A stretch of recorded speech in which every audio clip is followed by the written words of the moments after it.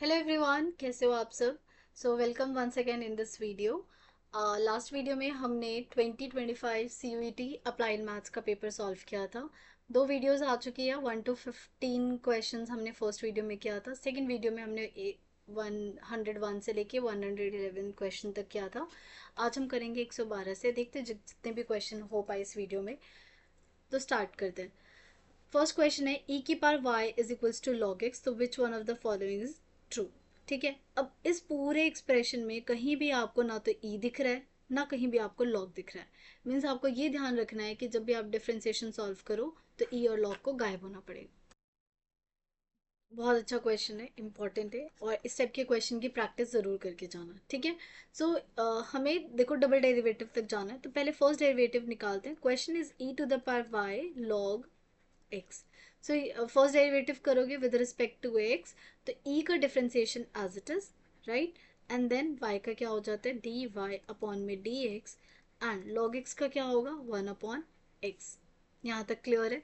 Again differentiate करते हैं, again differentiate with respect to x, with respect to x.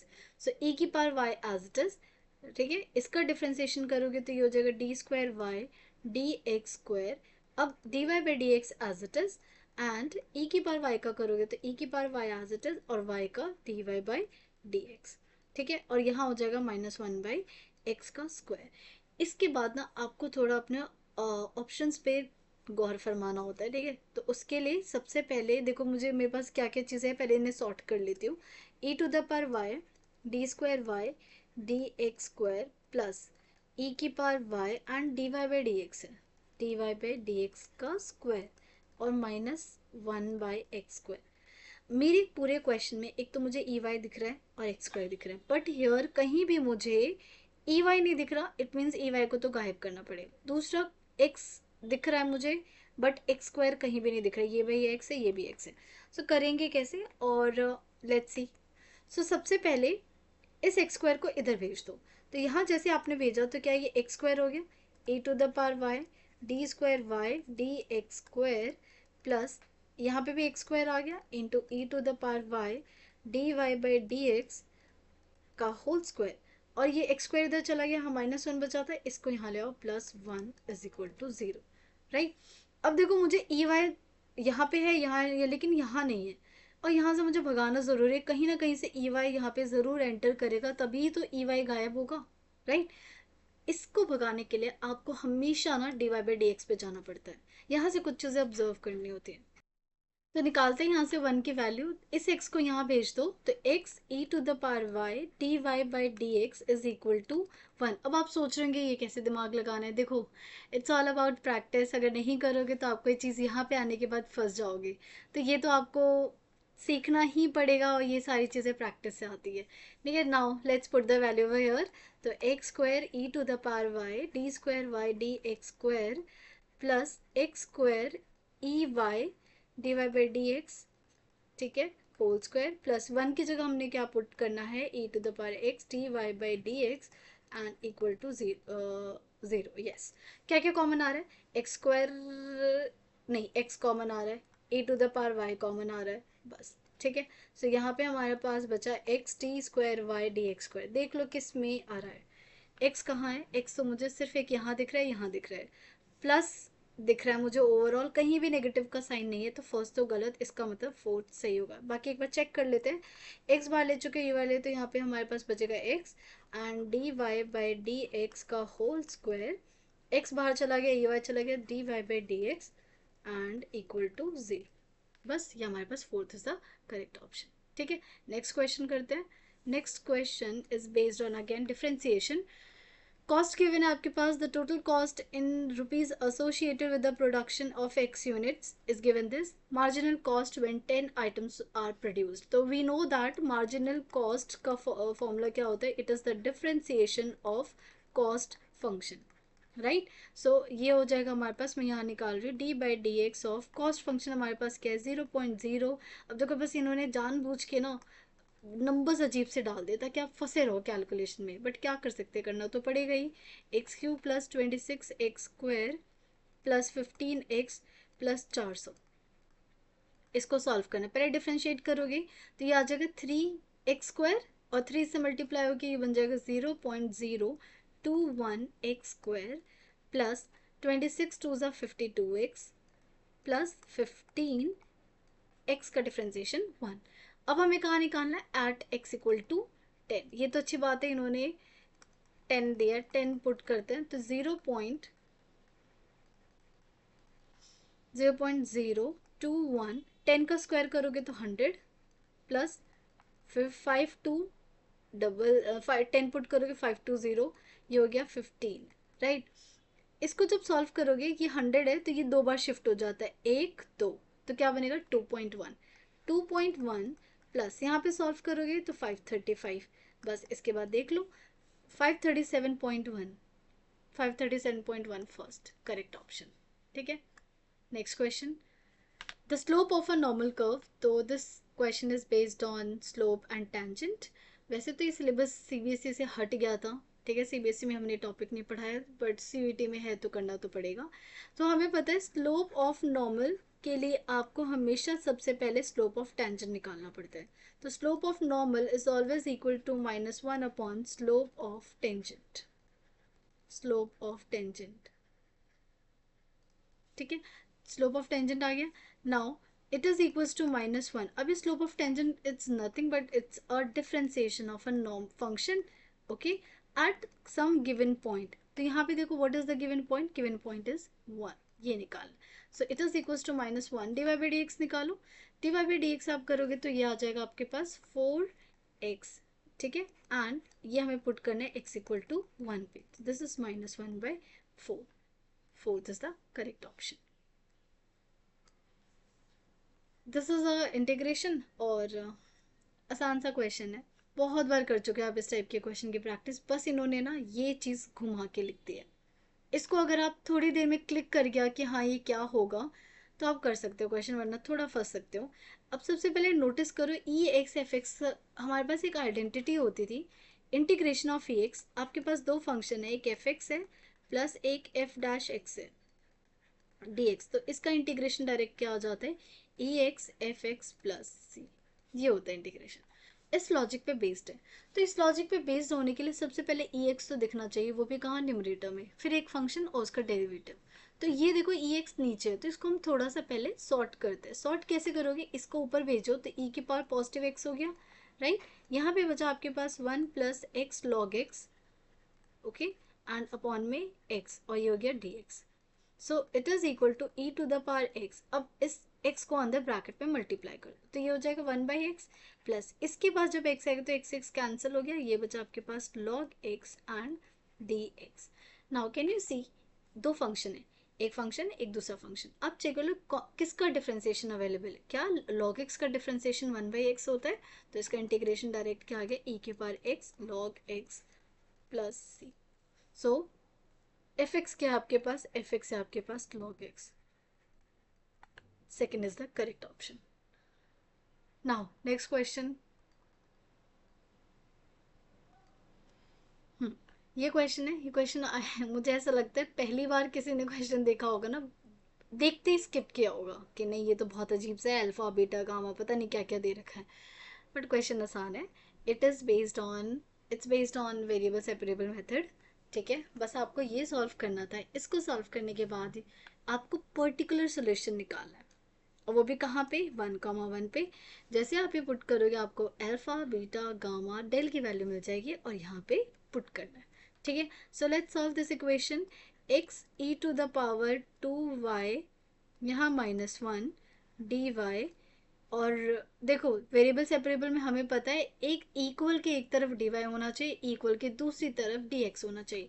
सो मैं इस पूरे टर्म को उठा के यहाँ लेकर आ रही हूँ, तो ये क्या हो गया आपके पास, x² -1 and e to the power y, और ये हो गया आपके पास डी एक्स, ये डी वाई हो गया, ये डी एक्स हो गया। इज दिस पॉइंट क्लियर है। नाउ जहाँ पे डी वाई है वहाँ पे एक्स का को कुछ नहीं होना चाहिए, जहाँ डी एक्स है वहाँ पे वाई नहीं होना चाहिए, तो इस एक्स को उठा के इधर भेज दो, ई वाई को यहाँ ले आओ। तो ये हो गया आपके पास ई के power 2y -1 upon e to the power y, ये हो गया डी वाई, एंड एक्स को यहाँ भेज दो तो x² -1 अपॉन एक्स, और ये हो गया डी एक्स। सिंप्लीफाई करते हैं इसको, और तो ये इसके नीचे और ये इसके नीचे कर देते हैं। तो e की पावर 2y और बाय y तो क्या बचेगा, e की पावर y माइनस e की पावर माइनस y, क्योंकि इसको ऊपर भेज दो, एंड ये बचा हमारे पास dy। सिमिलरली यहाँ पे करोगे X square by X which is X, and then 1 by X और ये हो गया dx। Now differentiate sorry integrate both side, A Y का integration A Y minus A की पावर माइनस वाई का ए की power minus Y, and Y का differentiation -1 वो नीचे आ जाएगा, इज इक्वल टू एक्स का differentiation X square by 2 -1 by X का डिफ्रेंसिएशन होता है log mod X, and then plus C. So ये इक्वेशन बदल गया आपके पास E Y plus E to the power minus Y. और देखो सब ना एक साइड है, तो मैं सबको एक साइड लेकर आ रही हूँ, तो ये जो मेरे पास इक्वल है, हाँ, सो इसको यहाँ ले आओ, एक्स स्क्वायर बाई 2 को लेकर आओगे तो minus x square by 2, minus log x को लेकर आओगे तो प्लस लॉग मॉड एक्स, और ये जो सी है इस सी को भी हमें यहाँ लाना पड़ेगा एंड इक्वल टू 0। अब हमें ये जो डिस्कशन करना है ये अभी नहीं करोगे, पहले हमें निकालना है पर्टिकुलर सोल्यूशन। तो यहाँ पे आप क्या करोगे, x की वैल्यू 1 और y की वैल्यू पुट करो, तो ये हो गया ई वाई प्लस ई के पावर माइनस वाई, नहीं 1 पुट करेंगे ना, तो e की पावर 1 माइनस ई की पावर -1, ठीक है, क्योंकि वाई वाई 1 है, -1/2 plus log 1 plus c is equal to 0। So log 1 तो क्या हो जाएगा, 0 हो जाएगा। तो c की वैल्यू आ गई आपके पास, यहाँ भेज दो तो हाफ प्लस e माइनस ये प्लस हो जाएगा, e को उधर भेजोगे तो माइनस ई होगा, और यहाँ पे हो जाएगा माइनस ई माइनस सी की वैल्यू निकल गई। Now put therefore solution, particular solution लिखोगे, particular solution is e to the power y plus e to the power minus y minus x square by 2 plus log mod x, ठीक है, plus c की value क्या है हमारे पास, plus half minus e plus e inverse is equal to 0। Done. Now compare करो, यहाँ पे e अल्फा y है, तो इसका मतलब यहाँ पे अल्फा की वैल्यू क्या है 1, इसको एक बार मैं और थोड़ा, हाँ, कंपेयर करो, यहाँ पे कौन है 1, तो क्या अल्फा की वैल्यू 1 आ गई। सिमिलरली यहाँ पे क्या है -1, तो यहाँ पे बीटा की वैल्यू क्या आ गई -1। डन। इसके बाद एक्स स्क्वायर के साथ कौन है -हाफ, सो गामा क्या आ गया हमारे पास -1/2। देन डेल्टा लॉग एक्स के आगे कौन है डेल्टा, और यहाँ पे क्या है 1, तो डेल्टा की वैल्यू हमारे पास आ गई 1। हमें क्या निकालना है, alpha plus beta plus gamma plus delta minus C, put कर लेते हैं, alpha plus beta plus gamma plus delta minus C, right. Alpha क्या है 1, बीटा क्या है -1, गामा क्या है -हाफ, ठीक है, डेल्टा क्या है 1 एंड माइनस सी, सी की वैल्यू क्या हमारी ये आई थी, तो सी की वैल्यू माइनस पुट करो, -हाफ प्लस ई -1, तो क्या क्या कैंसिल हो गया, 1 से 1 कैंसिल, -हाफ 1 बनेगा, और ये -1 + 1 ये पूरा 0 बन गया। So it is equal to e -1/e, e -1/e, यहाँ पे इनका प्लस आ रहा है, हमसे कुछ गड़बड़ हुई है, यहाँ पे प्लस ही होना चाहिए था ना, ये कब माइनस में चेंज हो गया, तो यहाँ पे माइनस होगा, सो यहाँ पे माइनस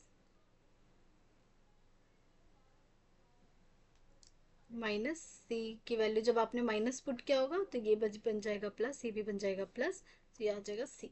सो यहाँ से ये वैल्यू कितनी आई है, ये आपके पास सिर्फ यहाँ पे कौन बचा, ई बचा और 1/e, तो कौन सा करेक्ट ऑप्शन है, third is the correct option. Now next question is based on probability, question number 117.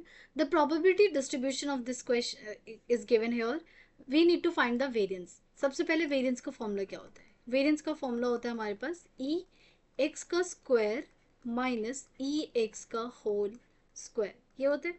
अब ये ई एक्स क्या है, तो ये जो बेसिकली ई एक्स स्क्वायर है ये होता है आपके पास समीशन पी आई एक्स आई का स्क्वायर, और ये स्क्वायर सिर्फ इतना सा होता है, माइनस ये होता है समीशन पी आई एक्स आई का होल स्क्वायर। तो ये थोड़ा क्वेश्चन लेंदी है बट करना तो है, करते हैं इस क्वेश्चन को। यहाँ पे आप हमें ये सारी चीज़ें फाइंड करनी है, डन। तो हम पहले लिख लेते एक्स लिख लेते और पी आई लिख लेते। एक्स हमारे पास 0 1 2 एंड 3, ये हमारे पास 0.2। अच्छा ये के 2 है, पहले इसको सॉल्व करते हैं। क्या हमें ये चीज़ पता है कि sum of all probability is equal to 1, right? तो k+2 3, 3+2 5, 5k plus 0.2 is equal to 1। तो 5k और इधर जाके क्या हो जाएगा 0.8। तो k की वैल्यू क्या हो जाएगी 0.8/5, मतलब 8/50, और यू कैन से k की वैल्यू 4/25। यहाँ तक क्लियर है?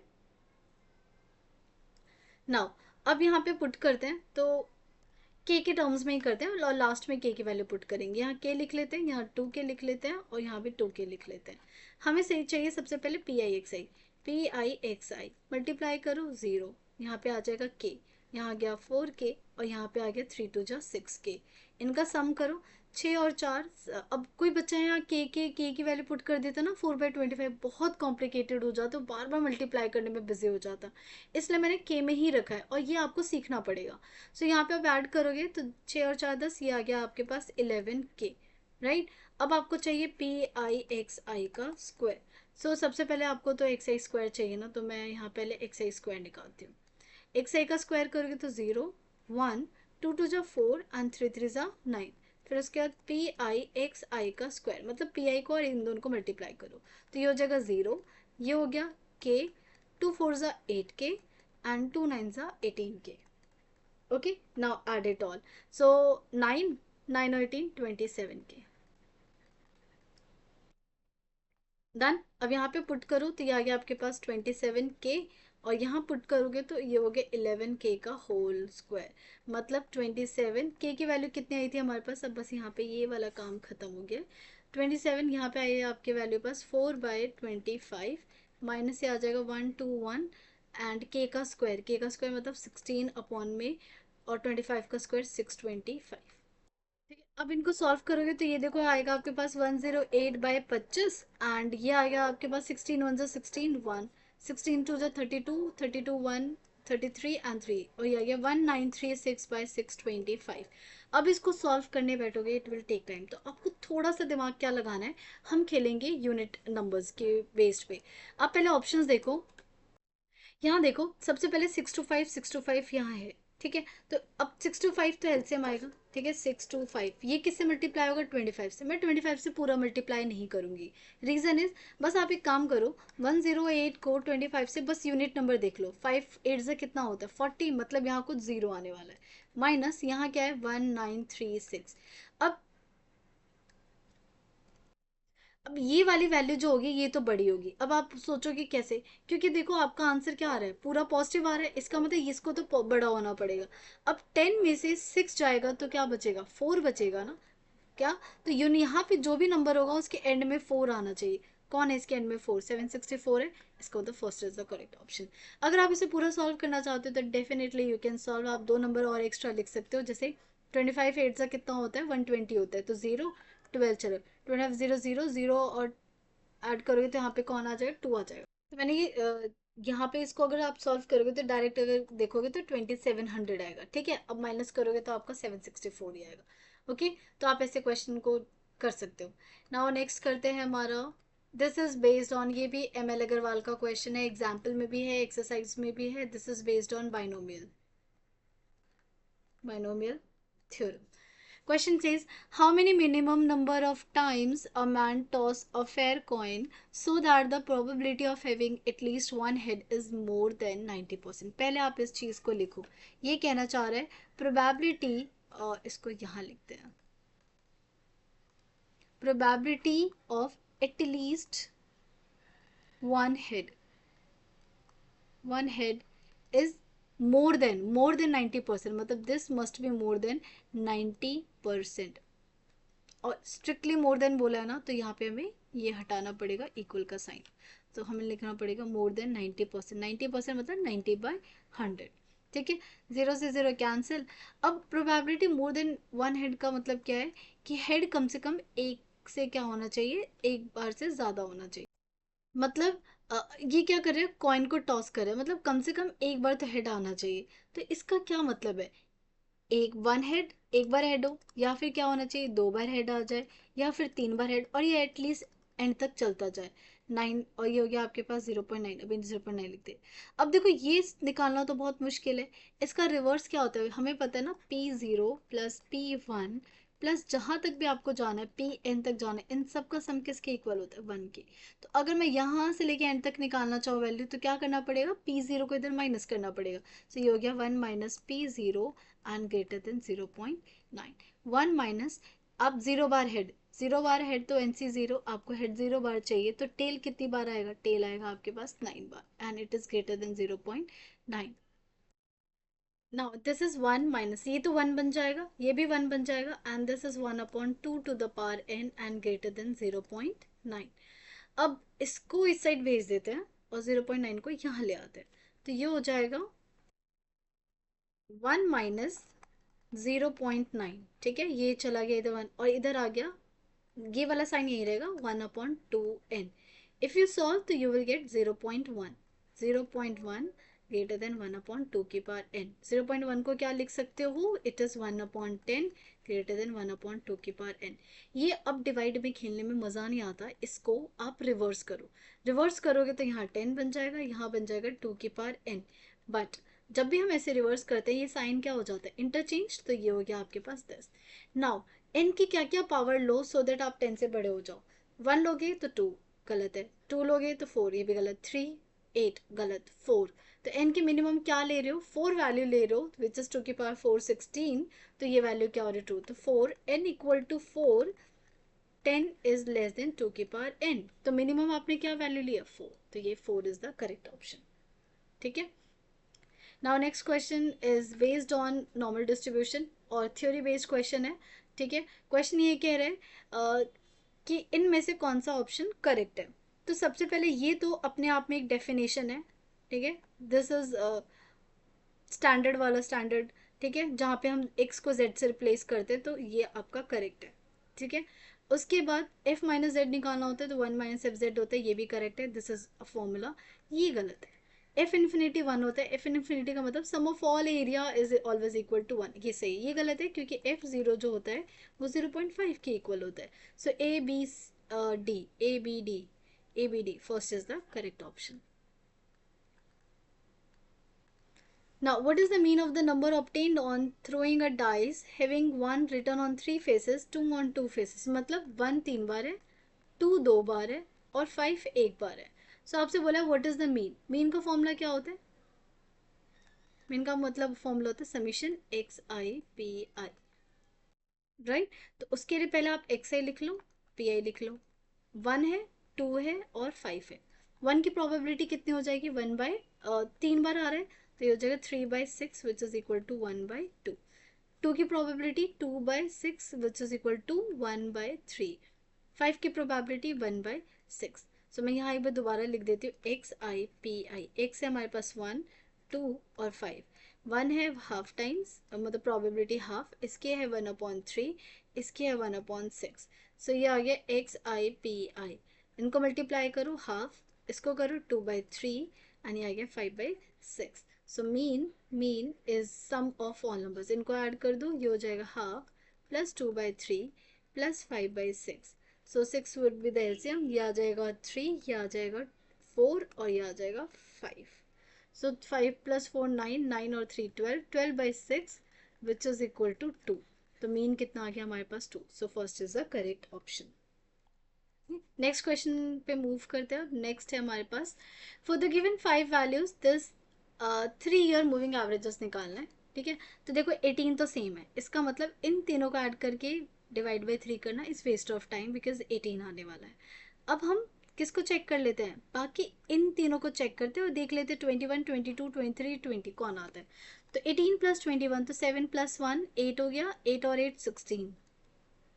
फिर 1 ऐड कर दो, 3 3 टू 5, 5 और 1 6/3, तो क्या आ रहा है 22। 22 कौन सा है, second is the correct option. Okay, now next. अब देखो यहाँ से आप देखते हो ना, इजी क्वेश्चन स्टार्ट हो गए।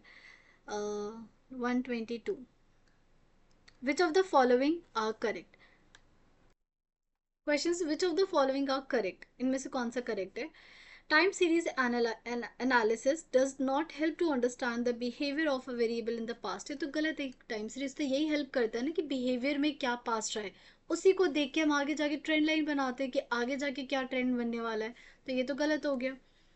Time series predict the future behaviour variable, बिल्कुल सही। Time series help to plan the future operations, true. The main aim of the time series analysis is to derive conclusion after arranging the time series in a systematic manner, true. So B C D, अगर यहाँ पे not नहीं लिखा होता तो ए भी correct होता, तो B C D is the correct option, third is the correct. ठीक है, next question. Which of the following is not a component of time series. Component कौन सा है? ट्रेंड होता है, ठीक है, इसको लॉन्ग करके भी कुछ बोलते हैं हम। साइक्लिकल भी होता है, सीजनल भी होता है, एवरेज नहीं होता। एवरेज कंपोनेंट जैसे कोई कंपोनेंट है होता ही नहीं है, तो fourth is a wrong option. तो हमसे पूछा था नॉट, जरूर ध्यान देना क्वेश्चन में नॉट कहाँ पूछ रहा है, उसको हाईलाइट कर लिया करो। And the question based on this index number, time series data, sorry. आपके पास y equals to A plus B X minus 2022 given है, ठीक है, और आपको a बाई बी की वैल्यू निकालना होता है। बेसिकली पूरा क्वेश्चन ही गिवन है, आपको a भी निकालना है, b भी निकालना है, और आपको इन्होंने ये दे रखा है 2022 को आप एवरेज ईयर लेकर चलना है, ठीक है, जो हम माइनस करके निकालते हैं, ये आपको सॉल्व करना है। तो सबसे पहले आपको a पता होना चाहिए, b पता होना चाहिए formula, and then let's solve. तो सॉल्व करते हैं इसको। पहले हम लिख लेते हैं यहाँ पे x, हमारे पास क्या है 2000, इधर से लिखते हैं, चलो लिखते हैं 2020, 2022, 2000 नहीं 21, 2022, 2023 एंड लास्ट 2024। फिर उसके बाद आपको प्रॉफिट गिवन है, प्रॉफिट गिवन है 2, 3, 4, 5 एंड 2। इसको हम यूजुअली किससे डिनोट करते हैं? y से डिनोट करते हैं। और ए का फॉर्मूला होता है, ए का फॉर्मूला होता है summation Y by N. Summation Y निकाल लेते हैं, 2 3 5, 5 5 10 14 और 2 16, 16। एन कितना है? 1 2 3 4 5, 5 ईयर्स। तो ये हो गया 16/5। 16/5 कितना होता है? अभी हमें निकालने की जरूरत है, अभी यही रहने देते हैं, पॉइंट में नहीं लिखते हैं, ठीक है। एंड देन उसके बाद आपको निकालना है x माइनस 2022, राइट। तो हम इसको किससे लेकर चलेंगे? कैपिटल एक्स से लेकर चलते हैं, और यहाँ हम करें x माइनस 2022। एक्स इसलिए लेकर चल रहे बिकॉज हमारे पास ज़्यादातर फॉर्मूला एक्स और वाई के टर्म्स में, इसलिए, ठीक है। अब 2020 में से 2022 माइनस करो तो कितना आएगा? -2। फिर ये कितना आएगा? -1, 0 1 एंड 2, और समीशन एक 0 होना चाहिए, वरना वो दूसरा केस हो जाता है जब समीशन एक 0 नहीं होता है, ठीक है। ये हो गया हमारे पास, x निकल गया। अब हमें क्या चाहिए होता है? एक्स स्क्वायर चाहिए होता है। एक्स स्क्वायर हो जाएगा 4 1 0 1 एंड 4, इनका समीशन निकाल दो, 4 और 1 5, डबल कर दो तो ये आ गया 10। उसके बाद हमें चाहिए होता है x into Y, X into Y, इन दोनों को मल्टीप्लाई, तो ये हो गया -4 -3 0 5 और 4। इसको ऐड करो तो देखो ये 4 से ये 4 तो कैंसिल हो गया, 5 में से 3 यहाँ पे बच गया 2। ए तो ऑलरेडी निकाल चुके हैं। नाउ बी का फॉर्मूला क्या होता है? बी होता है हमारे पास समीशन एक्स वाई अपॉन में समीशन में एक्स स्क्वायर। एक्स वाई का समीशन कितना है? 2, और एक्स स्क्वायर का समीशन कितना है? 10, विच इज 1/5। अब आपको निकालना है A by B. A by B, A की वैल्यू आई है 16/5 और बी की वैल्यू आई है 1/5, तो 5 से 5 कैंसिल, हमारे पास क्या आंसर आ गया? 16, 16 विच इज थर्ड, ठीक है। तो ये था आपका 124 क्वेश्चन। बाकी के जो हमारे 10 क्वेश्चंस बचे हैं वो मैं आपको नेक्स्ट वीडियो में करवाऊंगी। टिल देन प्लीज़ अच्छे से प्रैक्टिस करना, ये 1 महीना सिर्फ अपनी पढ़ाई पे फोकस करना, क्योंकि एक बार एडमिशन हो जाएगा तो आपको भी अच्छा लगेगा। एंड वीडियो अच्छी लगी तो please like share and subscribe. All the best, take care.